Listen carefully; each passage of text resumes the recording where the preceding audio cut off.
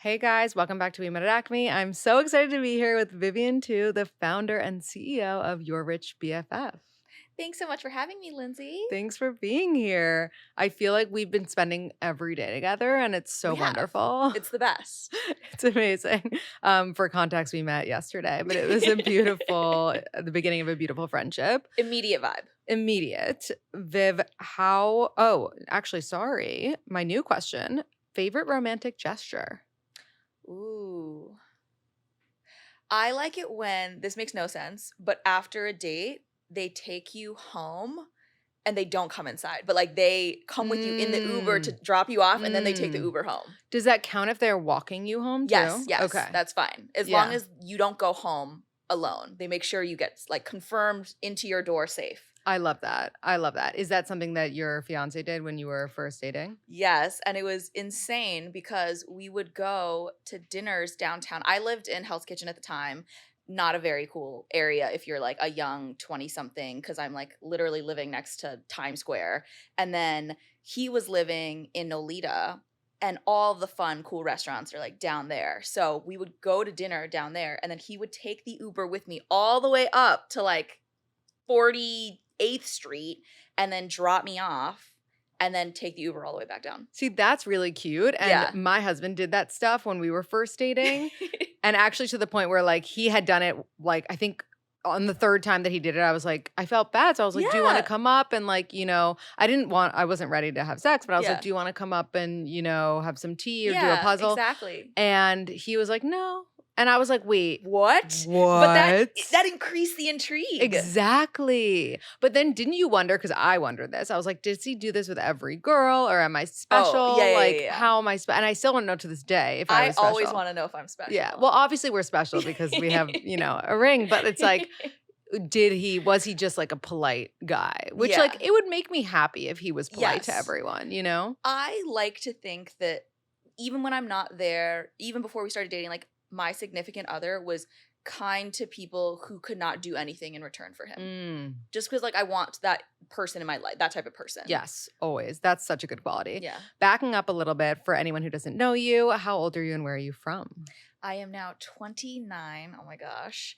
I grew up in the suburbs of Baltimore, D.C. in Maryland, went to school out in Chicago, and then moved to New York to start my finance life. I love it. Are you where you thought that you would be right before you turned 30? Hell no. Hell no. What did you think? I thought I was going to be this big Wall Street hotshot, like, climbing the ranks, doing, the normal track. And that's kind of like what I thought in school, right? I go to U Chicago. It's very well known for an economics university. Right. And a huge population of the graduating students goes to Wall Street. So when I got there, I was like, all right, I'm doing everything by the book. I'm playing it right. And, I never would have guessed that I would have left Wall Street for the media and tech space, then to just leave the media and tech space to work for myself. And now I make internet videos for a living. Yeah. But it's amazing. Yeah. And your videos are insanely impressive and they always catch my attention. I want to hear a little bit about your relationship. So I already buried the lead or whatever they Yeah. say and said that you have a fiance. So we know Mhm. your relationship status. How did you guys meet? What's your story? Oh, you're going to have a field day with this one, honestly. So I was a young person in New York going on lots of regular dates. I was on the apps, whatever. But one night, my girlfriend, who was my roommate at the time, she was like, hey, like, I'm going out with my team, like just the young people, to LPR, Le Poisson Rouge. For anybody who's listening who doesn't live in New York or who doesn't know, like this is the equivalent of like a disgusting frat basement. Wait, isn't that the place like next to the Pilates place on like Thompson Street? Like it's like in that area? They do the 80s nights on Yes. 90s nights on Fridays Yeah. and 80s nights on Saturdays. But they're like, didn't it close? I think it is closed now. But that was like the block with like the Miss Lilies that also closed. Yes. Okay. And it was like next to La Souk, the hookah bar, and like it was like quite a scene. And so we go to this. I go to this bar, and I think my fiance is gonna be really embarrassed about this, but we were both very, very drunk, and my roommate like had her arm around him and was like, you should meet my, my roommate. She's so cute, whatever, blah, blah, blah. And we start talking. He buys me a tequila shot. We have a quick dance floor makeout, A DFMO. a DFMO, and then we don't speak for 6 months. Like, I didn't get this man's number. He didn't ask me for mine. We did not trade contacts. Like, this man was never to be seen again. He was just your DFMO of the Correct. night. Of the evening. And 6 months later, I ended Wait, and up, how old were you guys at the time? I think I was either like 24, Okay. 24, and Okay. he's like a year and a couple months older than me. Okay, So okay, like, mid 20s, Okay, young, but okay. like not Yeah, so yeah, yeah. young. And 6 months later, I go to another bar. It was Good Friday. So I think we had it was like a long weekend, and I went with a girlfriend to Sidebar. It's this yucky sports bar, Yeah, also yeah. closed now. Right. And he happened to be there. And he tells me the story. He's like, I saw you walk in. I told my friend, hold my beer, and beelined it over. Aww. And we, re-met. And it was kind of like, that's just how it began. Like, we Yeah. were both drunk, less drunk this time. Right. It was a good story. And we ended up going back to his apartment with a bunch of people. Like, they had this cool little apartment in Olita. They were grilling burgers on the roof. And I was like, oh yeah, like, I like this guy. Uh-huh. And then I slept over because, I'm a hoe. Well, you're 24. Yeah. So like it is what it is. Yeah.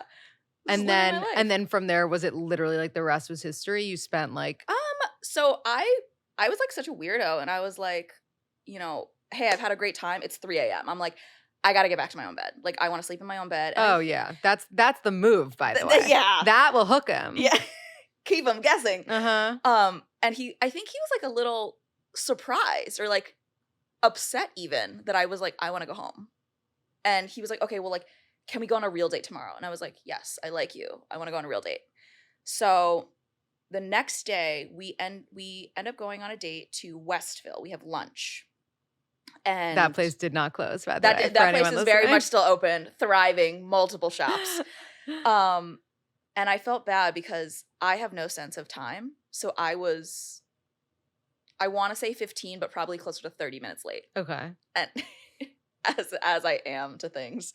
But it was an amazing date. Yeah. And we ended up hanging out that whole afternoon. Yeah. And I had dinner plans with a girlfriend that night.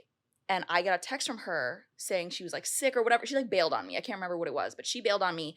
And I asked him, I was like, do you have any dinner plans? And he was like, no, of course not. I definitely don't have dinner plans. Do you want a dinner? Yeah. So we have those 2 back-to-back meals So together. you're having marathon dates at this point. Yes, they're like very long. Yeah. And then, again, I sleep over. I go home the next morning, and then I'm like, my roommate's not here. Who's gonna have brunch with me? And I'm like, ugh. I like text a couple friends. They're busy. I'm like, whatever. Like, let me just text this dude, see if he's eaten.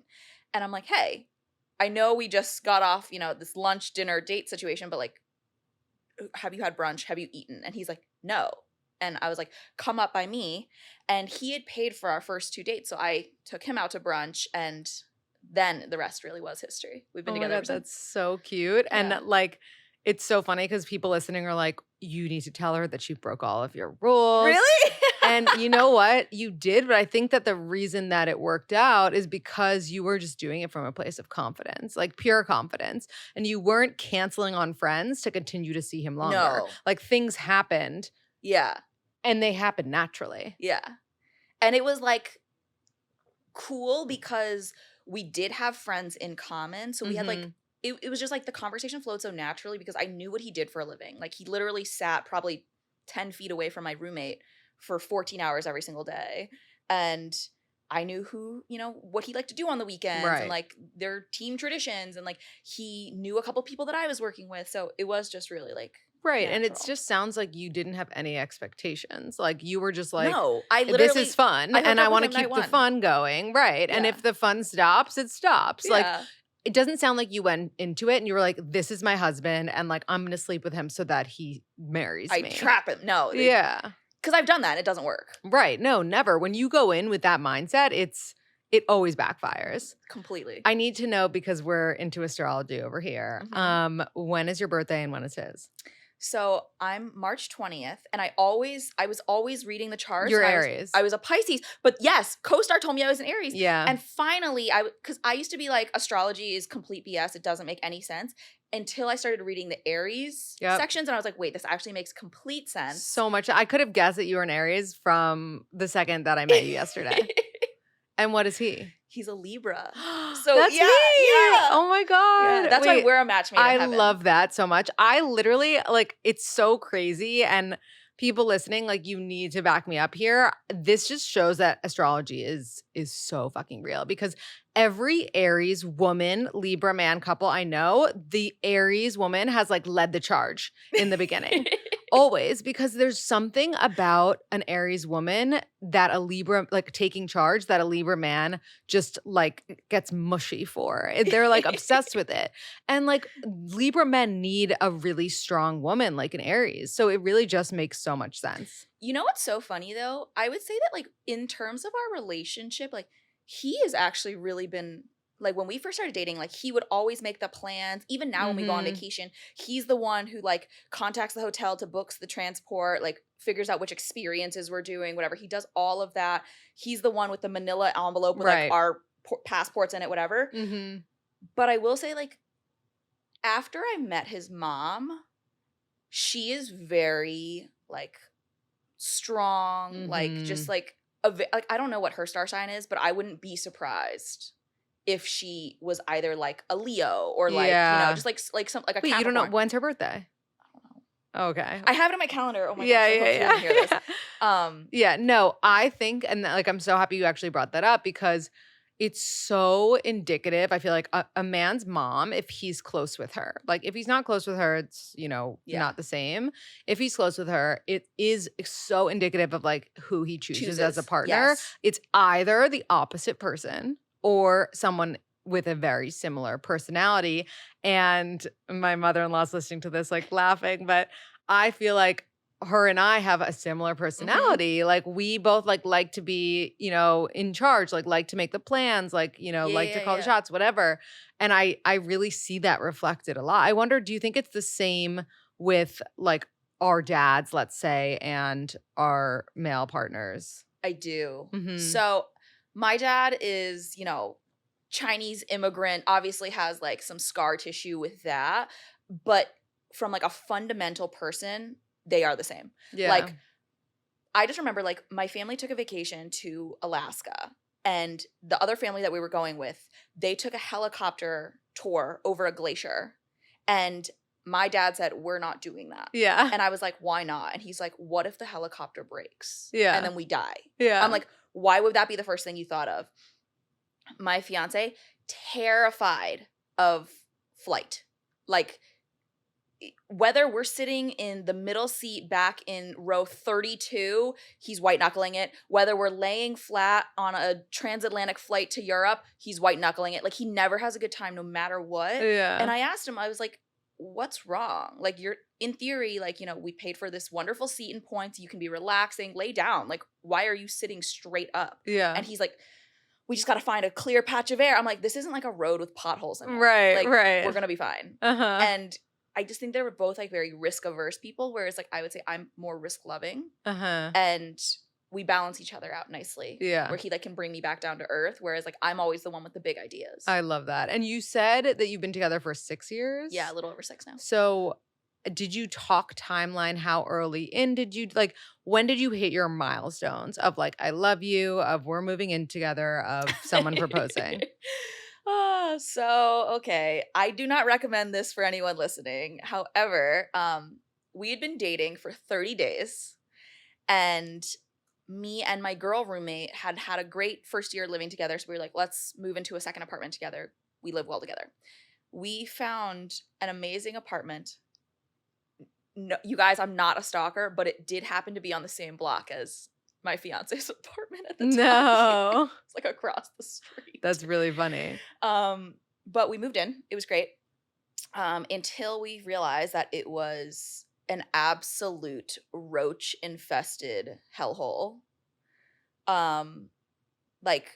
they were like we just couldn't get rid of them, like the There's nothing exterminator. There was worse. nothing you could do. Ugh. And I am very afraid of bugs. So I was basically in tears. I was like, I don't even know what to do. Like at the time, like I was working on Wall Street, but it was my first, going into second year. Like I wasn't making that much money and I didn't have that much money set aside for savings. And it was going to be $8,000 to break our lease. And I remember feeling like that was like an insurmountable amount of money. Right. And my roommate was like, okay, like we have to just find a new apartment. Like I don't know what to do. And so she was dating someone at the time and I was dating my fiance, and we moved in with our significant others. And my fiance was living in a 1-bedroom flexed into a 2-bedroom with his roommate. It was like a very small space, but I moved in with him right away. My roommate moved in with her boyfriend, and after the 30-day period where we were able to break our lease, we found a new place. But my fiance and I have been together ever since, but she ended up breaking up with her boyfriend literally the day she moved out. Because it's a real test. Yeah. And that's like, do you actually like this person? Right. And we spoke about this on your podcast. Yeah. I'm curious, just because I'm nosy, did you end up having to pay to lease break? Yeah. Oh. It was brutal. Yeah, that's brutal. There was nothing we could And do. then how were there no cockroaches in his apartment when it was on the same block? We didn't know this at the time when we rented it, but some of the units in the building that we were renting in were unfortunately not being renovated. They were rent stabilized, and I'm not in the business of getting anyone in trouble, whatever, but like there was like wet newspaper lining their floors because they were concrete floor. Like there were people who were paying very literally probably like $200, $300 a month in rent in our building. And then there were other units that had been renovated that like yuppies like myself were renting, and they shared piping. Oy. So when other people have wet newspaper and make it a really like comfortable climate for cockroaches, like there's gonna be cockroaches everywhere, but like if you have that environment and it like just makes it easier for them to like multiply, it's tough. Yeah. I know. Okay, let's talk money because I love talking because about you're money. my rich BFF. Yeah. In your ideal situation, do you want a partner who makes more than you? Like, do you want your fiance to make more than you? In an ideal situation, yeah, I would love that. Mm-hmm. Because I make a really great living. And if someone can make even more than that, that just means we have more money as a couple. Right. Yeah. But you don't think, and we were talking before and I was like, I just added a more risque question. This is the question. Do you think that money can affect your sex life? 100%. How so? I think that you have to be with someone who's very confident in their own self-worth that isn't tied to the amount of money that they make. Because if not, it's very easy as a man to feel emasculated if you don't have something going on for yourself, if you don't have your own shit going, and your significant other, in a heteronormative relationship, like is making a ton of money, it can make you feel lesser than. Mm-hmm. And on the flip side, if you are in this case, a stay-at-home mom and your significant other brings home the bacon, you can feel really resentful that they don't appreciate a lot of the labor that you're doing, right, which is unpaid, but literally is what keeps your family going. In which case, both of those situations where there's any sort of resentment, it's going to impact your sex life. Right. How do you fix that? Like if that's already starting to happen, let's say. I think it's about having a really candid conversation, like I am very fortunate that my fiance is incredibly confident. And I think a big part of that has to do with the fact that in any other reality, if I had any other job aside from working for myself, being a creator with a, multi-7-figure following, like he would make more money than me. He, has a really great, wonderful private equity job, makes more than enough to support the two of us if I didn't work. Mm-hmm. So he knows that he's like, well, I make more than all of my friends' significant others. Like, this is just an anomaly. And he's so stoked that I am the anomaly because that means more money for us, more money for our future family. Mm-hmm. But if you're in a situation where that isn't necessarily the case and they're not confident about that, it's about having that open dialogue and communication and saying like, hey, does it bother you that I make more than you? And if so, like, what are things that we can do to combat those feelings? Because your worth to me as like a partner or as a man is not necessarily dependent on how much money you make. Like, I respect you because you do XYZ, or you make me feel XYZ about myself, or you provide XYZ for our family. Like, show them that their value isn't necessarily just tied to a number. Right. Do you think the idea of like an alpha man is kind of like dying out a little bit and it's more appreciated to have a man who's like helps take care of the house and is more like, good with the kids and is willing to like watch your dumb reality TV show with you, you know? I think that old definition of an alpha man is disgusting because it not only negatively impacts women, but it also negatively impacts men. Yeah. I think there will always be alpha men, but the way that word is defined, I think is a lot healthier now, because like an alpha man is someone who is confident enough to watch that reality TV show and do little under eye masks with you.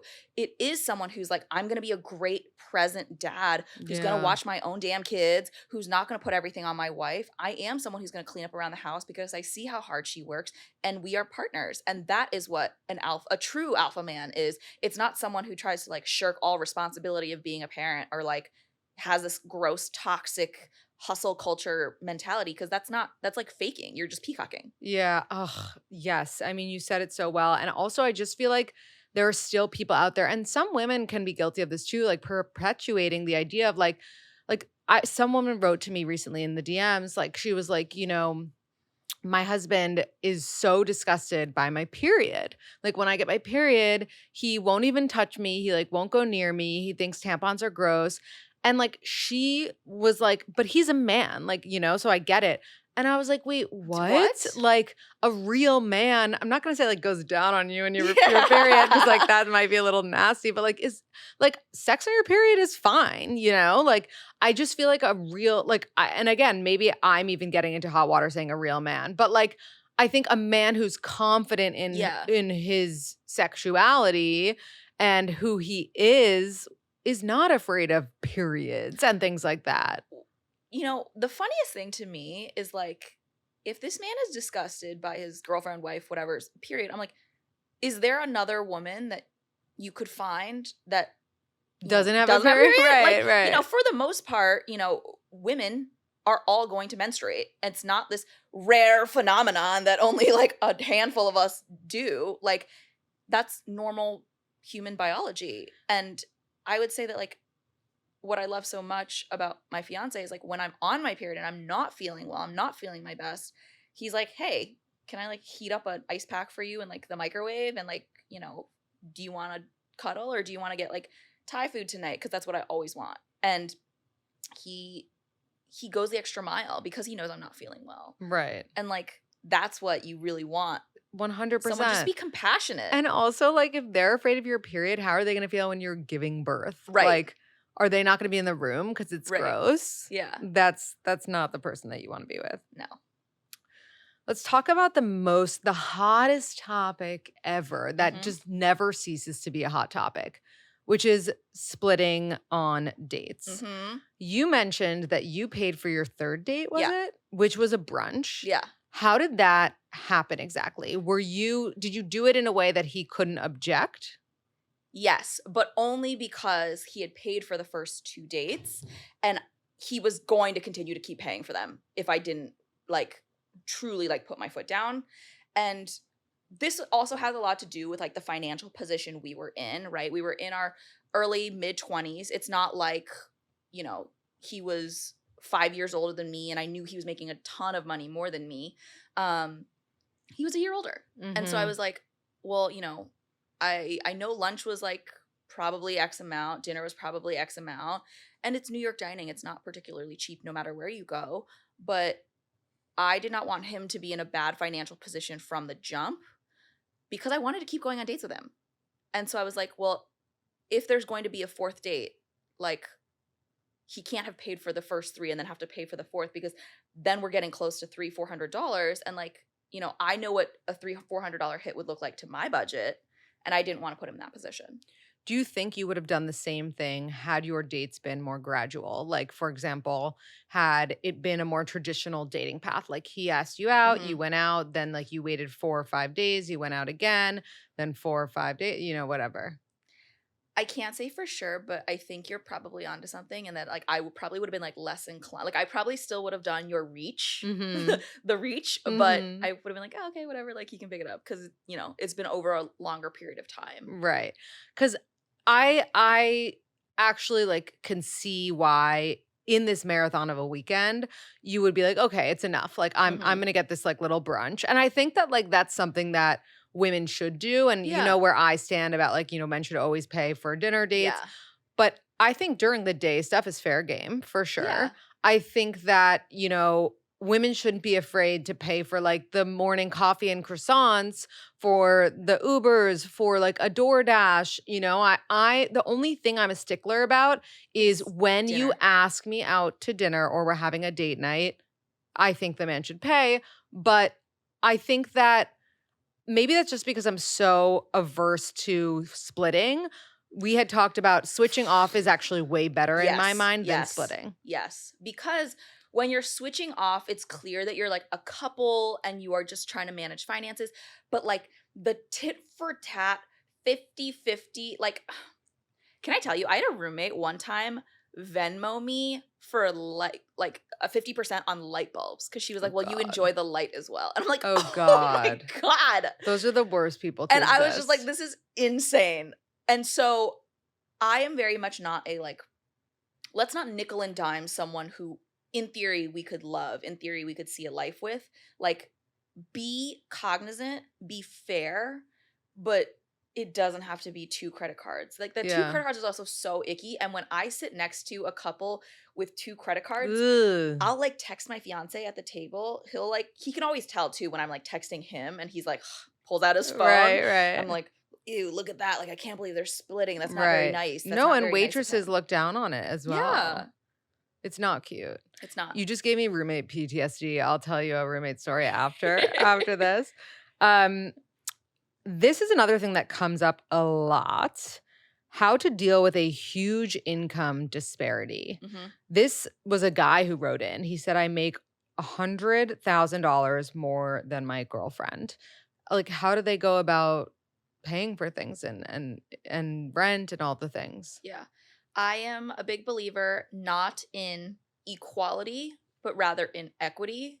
So if you're making $100,000 more, think about all of your costs proportionally to your partner. So say Lindsay and I are a wonderful couple, and Lindsay makes $200,000 and I make $100,000. And I'm only using these numbers because they're very easy. This would be a Mhm. very high earning, wonderful couple. And we get an apartment and it's $3,000 a month. Mhm. Where is this E- apartment? Because yeah, it doesn't it does not exist. exist. Equality would say we would each pay 1,500. But equity would say Lindsay should pay $2,000. Well, I pay $1,000 because then there are a similar proportion of our income, making sure that neither of us are put in a bad financial spot. And I like that because I think we all just have to like take a second, step back, and just like touch the grass really quick and like remind ourselves like the ultimate goal is just to be kind to your partner and Mm. to be thoughtful and to be compassionate to their financial situation, regardless of what it is. And that includes knowing that if you are with someone who makes less money, like they certainly cannot afford the same exact things as you can. Otherwise, their savings, their debt pay down, their investing, their own financial goals are going to suffer.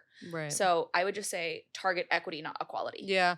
I always say, and this doesn't have to do with finance, but it could, set your partner up to win. Yeah. So if you, figure out a way to make them not feel uncomfortable paying rent, then you're setting them up to win. But I am curious if that changes if you look for an apartment within the budget of the person who makes less, as opposed to, do you know what I'm saying? Yeah.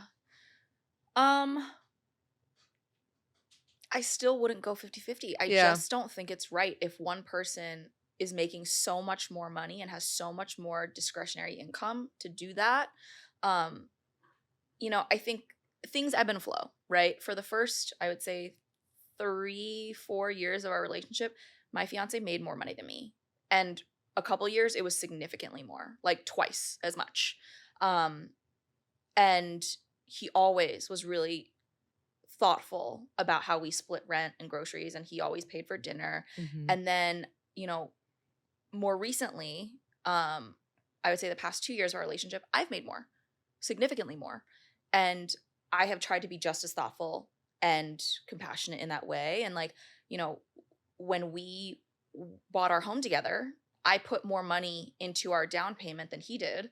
But on the deed, we are 50-50 owners because my Yeah. thought was the only reason I was able to save and invest more than he was is because he covered so many of those additional costs. And now that we are making the same, now that I'm making more, it's only fair. Mhm. Mhm.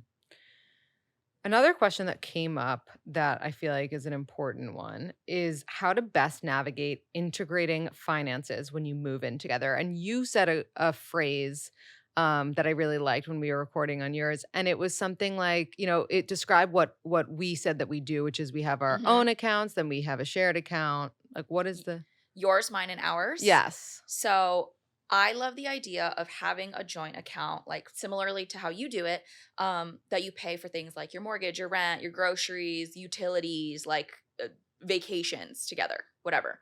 But then it's still nice. And I always encourage women in particular, have your own money, have your own fuck you money. You have to have that money in case something goes bad. And like, God forbid, you're in a domestic violence situation, like financial abuse is so real. There are so many people that have DM me and they're like, I cannot leave my relationship because I don't have a dollar to my own name. Yeah. I don't have any sort of financial agency. And that keeps you powerless. Having money means you can leave a bad relationship. It means you can leave a bad job. It can basically just buy your way out of a tricky situation. And I always encourage people to have that. And I think having those personal expenses also means that you can spend money on the things that maybe your partner doesn't value, but you value. So Yeah. Because it's your fucking it's money, your fucking money. bitch. So for my expenses, I pay for things like my eyelash extensions, like Right. Live Love lashes. Like I would not stop getting these, like even if the apocalypse happened. Um, for his, he loves to go golfing, and like I'm like Yeah. I could literally care less. Like Right. go by yourself, like enjoy. And it's important for us to have our own hobbies, like be our own people. Like we're Yeah. not just our relationship; we are our own people. Yeah. And in terms of that joint account, who is funneling in what and how do you decide? So I think we are very lucky in that because I have a business, we have a business manager who does all of our accounting, who does all of our bookkeeping. So they keep funneling money in based on the needs and expenses that need to go out every single month. Typically, we try to be, again, thoughtful as a percentage of our income. His income and my income, I would say, is like a bit more chunky. So like he gets a salary every 2 weeks. But a big part of his income is his bonus every single year. And that's going to Mm. be a larger, deposit. With me, my business is based on, money that platforms pay me, money that brands pay me, speaking opportunities, like upfronts for things like, my book advance, anything like that. So again, it's chunky. And by using a business manager who helps us with this, they're able to just manage that cash flow a little bit better. Yeah. But I would say if you have a relationship with like two people or W2, it's again healthy just to put in a percentage. So like you'll agree to that percentage based on what your costs are. How much do you have to pay a business manager, or do they take a percentage of what they're managing? It really depends. Depending on how much work you're having them do. If it's like a very, very complicated, robust business, you'll pay around 2.5 to 3%. But I pay a flat fee, and it is a business expense for me. But it's not cheap. It's $7,500 a month. Oh, wow. Yeah. Wow. But you think it's worth it? Well, it's worth it for me because they also do all of my other finances. So Like they're accounting, exactly yeah, like yeah, they yeah. pay out my they pay out Taxes. our manager because you Sure, guys be at the sure. same manager. Yeah, yeah, yeah. They pay out my agents, they pay out my attorney, they pay out my publicist. Like they do all of that for me. They also manage my books. So when it comes tax time, there isn't this like mad dash to like find Sure, every sure. single document in the Right. face of the earth that has to do with my money. Like they have it all. They help me with any sort of financial onboarding, just like any paperwork. Like they have set up my business in a way that I think Yeah. is like very smart for what type of business I'm conducting. They do all of it. How did you find them and know that they were trustworthy? So funny. We had actually gone a personal route. We had asked my professional attorney who works on my business, hey, do you have an estate planning attorney that can help us set up, a trust, a living will. And that guy referred us to our business manager. So they all actually know each other. And what's great is my business manager has worked with my agents, my managers, my Yeah. attorneys already in the past. So they like know each other and Yeah. like they're friendly. So Yeah. they don't even need me on certain I email love threads. that. It's nice. I'm manifesting getting to a point where I need to use this business manager. What are the best ways to grow your wealth as a couple? Yeah, I would say there's two sides of this lever, right? One is the cost cutting. It is so much cheaper to find a really nice 1-bedroom apartment because you can share a bed versus a okay 2-bedroom apartment if you're living with a roommate, right? Those are immediate cost savings. You're gonna save on like big things with like economies of scale. Buying groceries. It's hard to shop for a single person because all of that food goes bad before you can even get to it. Like all of those packaging sizes are based on families. And so when you're shopping for yourself, it's just very expensive. And again, you have just cost savings of like utilities, like you don't have to turn on lights twice because there's 2 people. Mm. On the other hand, I would say it is so critically important to find a partner who believes in you and encourages you and is conscientious because it has actually been statistically proven that you will make more annually if you have a conscientious partner. Mm. Someone who encourages you to take new opportunities, somebody who encourages you to ask for that raise, someone who encourages you to leave a shitty job. Yeah, the best investment you can ever make. It literally is, and it's also the most important. People talk Mhm. about budgeting and saving in every single facet of their life. I'm like, this is the person you choose to legally bind yourself with for the rest of your life, in theory. And again, divorce is one of the most costly things you can do and one of the worst financial decisions you can make. So do your best to avoid it. Right. And not even just divorce, but them making bad decisions for Correct. you. Like them being a bad asset for you because Correct. they become your advisor in a lot of ways, whether they want to or not, you know? Yeah. And also, like, you have to think about it like this. Like, is this person financially stable? And frankly, I don't think you should be dating anyone who isn't. I got a lot of heat because I made a video about this and I was like, you should not date people who are not financially stable. And that's not to say people who are financially stable don't have debt. That's not to say financially stable people don't have low paying jobs. That's to say that, like, if you do not have a plan, if you do not want to be better with your money, you are not in a place to be dating. Because if you have student loans, you need to have a plan to pay them off. Mhm. If you have credit card debt, you need to be able to, have a plan to pay that off. If you have a low wage job, you have to have a plan to, how do I increase that wage? How do I increase my salary? And if you don't, you're kind of just treading water. And I don't want to date someone who's treading water. I want to be with someone who's like swimming forward. Yeah, I feel the same way. How do you not keep up with the Joneses, especially when you live in a place like New York City? I would say it's hard. Back in the day, the Joneses were like your neighbors across the street, but now the Joneses are like literally keeping up with the Kardashians. And you Yeah. like watch them on Instagram and you see these people flying on jets. And we were talking about this, how every single person in my entire life was somehow in Mykonos last weekend. Yeah. Like, I was just like, what the heck? Like, how can all of you afford this? And it's hard. But I think it's focused in grounding yourself in things that actually matter. I'm not going to lie to you guys. I love a designer bag every once in a while. Like, I'm just like, the leather, it smells good. It's just like, it's something special. And my fiance loves a good watch. And watches are not cheap.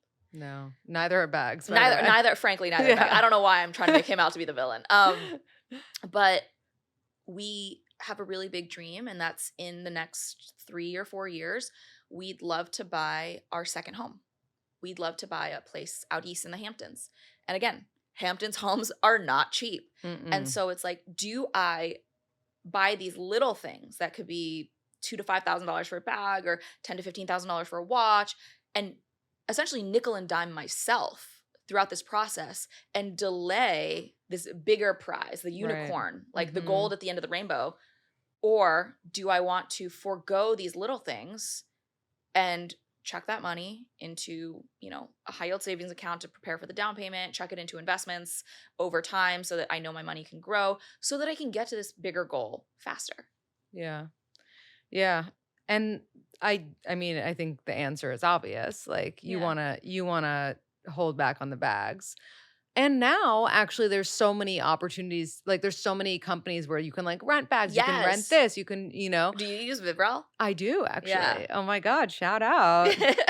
I have a code. It's WMAC. So like, you have the opportunity to, if bags are important to you, use them in another way until Mhm. then. Or some of my friends will like when we were in the height of our wedding attending season, and I'm Mm, sure you are in that height right now, it's the worst. we would like have a shared folder well, first of all, I use Rent the Runway, but we also had a shared folder on our phones, and we'd post Of pictures of our looks. dresses, Yes. and then someone would comment if they wanted to wear one of the dresses to another wedding they were attending. Yeah. So we would all just borrow each other's dresses, which Yes. was amazing. 100%. I do that all the time. My favorite thing is shopping my friends' closets because I'm like, I actually get to try this on before I get it. I Yeah. know it's going to fit. It's going to look good. And frankly, like I've seen a video of my friend wearing this dress. She looked great in it. Like it's going to look that way pretty much on me because Yeah. like if someone's like your Yeah. same height, your same size. Right. Okay, my last question, and then we're gonna get into some rapid fire. Oh, actually, sorry. There's two really good ones. How to not be stuck up about his job/comp when you're a woman in banking. Mm, okay. So I think stuck up is a bad phrase for us to be using about this. I think as someone who was on a trading desk and dating other people in finance, the reason I was actually dating people in finance was because they were more compassionate to my schedule.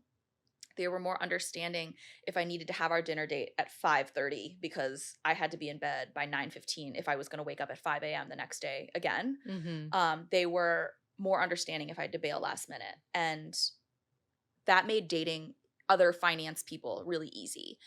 And when I did go out of my way to date people who I thought were interesting, who weren't in finance, it's not that the fact that they made less than me that bothered me. It was the fact that when I would want to do certain things and I had no expectation that they were going to pay for it, but I just wanted to I wanted them to be able to pay for their portion. They would be like, I can't do that. And that's okay.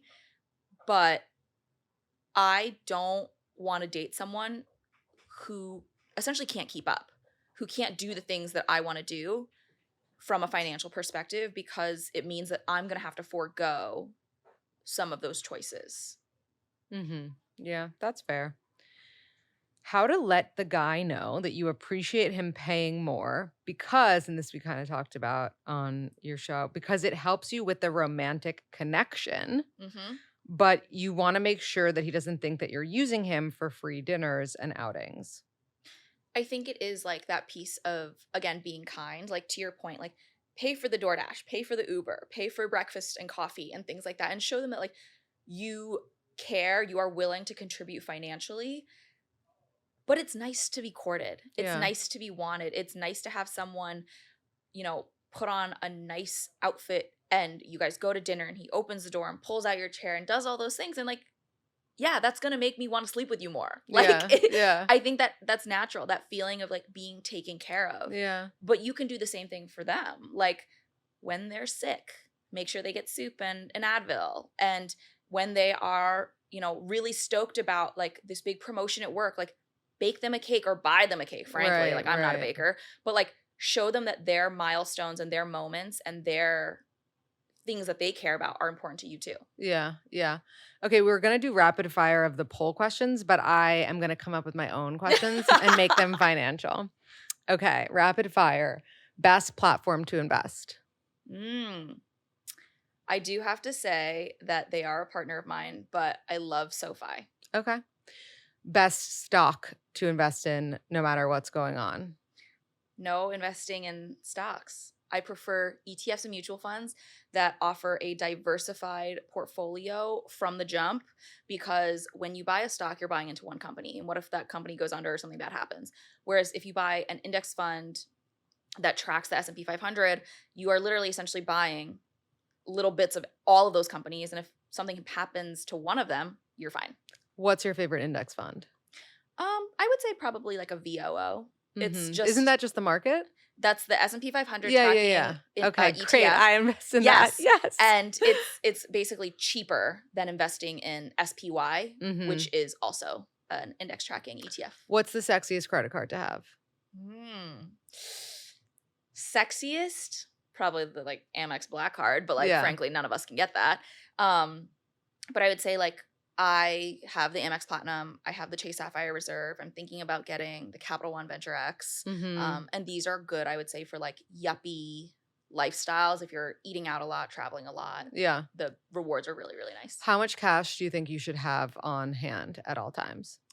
You should have 3 to 6 months of living expenses in a rainy day fund just in case anything goes wrong. Like cash like in your apartment? Oh, no. Like in No, a I mean like you're physical holding paper it. money. Yeah, physical. I'm like, holy shit. You have that much cash? No, never. Frankly, I probably have like $14 to my name at all times. Like I never have physical cash unless I'm going to my lash appointment, unless my housekeeper's coming, or unless I need to get a Gatorade from the bodega. Really, I'm a big $45 person. Oh, that's good. I always That's a have good amount. $45 because I'm like, I need $5 for something always, Yeah. and then two 20s because you never That's know. safe. Yeah. Yeah. Ooh. How? What's a salary, like a starting salary that is not acceptable, that you would not accept? And this is for like any job. Sure. And like you think people get taken advantage of when they get offered the salary and told that it's good? I would say probably the bar for me, especially living in a major metro, I would say probably $40,000 is like absolutely not, do not go below those. Yeah. But there are certainly people who work in the gig economy who make less than that. Mm-hmm. But from a salaried position where you need to be in an office 9 to 5, like I think that's quite low. Yeah. Are you more productive work-wise in the morning or the night? Morning. Mm-hmm. Sex, morning or night? I'm morning. Oh. Does your partner agree, I hope? No, he's a night owl. See? Yeah. Oh my God. I'm That's like, so funny. Wake up. Yeah. What's a finance question that you wish I had asked you? Ooh. That's a good one. Probably how much you should spend on a gift for a significant other. I spend way too much, but tell me. Wait, okay, I'm curious. What's the most expensive thing you've bought? I just bought him something that was like $1,000. Okay, can you tell us what it is or no? Yeah. I can tell you what it is. So the reason I did this is because recently Steven, my husband, has been just so supportive. We've been like dealing with something and he's been the most supportive. The best. He does not spend a cent on himself. Truly. Like he wears the same clothes that he's been wearing since he was 14. He never spends a dime on himself. He doesn't have a watch thing. He doesn't spend on himself. Period. I am the only person that has ever like gotten him stuff other than his mother. And I was at Hermes and there was this gorgeous belt. And I was like, he needs this belt. It is brown on one side and black on the other. So it's not only versatile, but it is an investment forever. He will have this belt for the rest of his life. And so I got him the belt and I got him a tie. Oh, that's nice.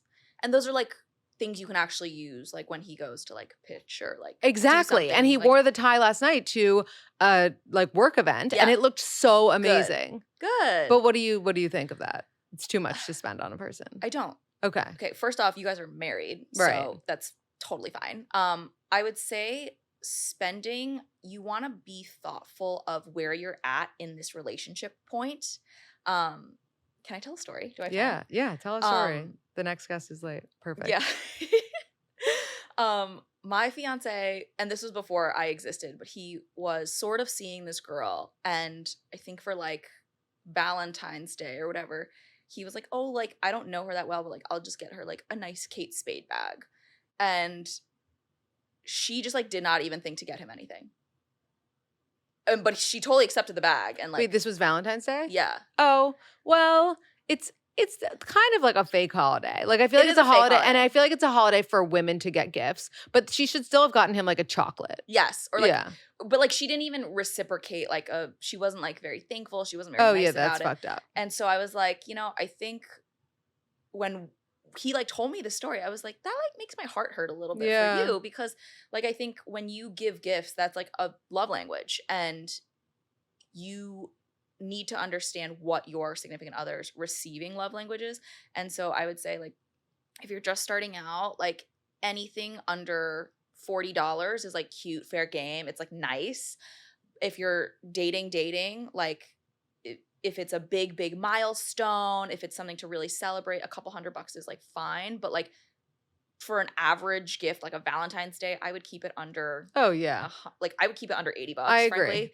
frankly. Or even like Christmas, I think like, $100 is totally acceptable.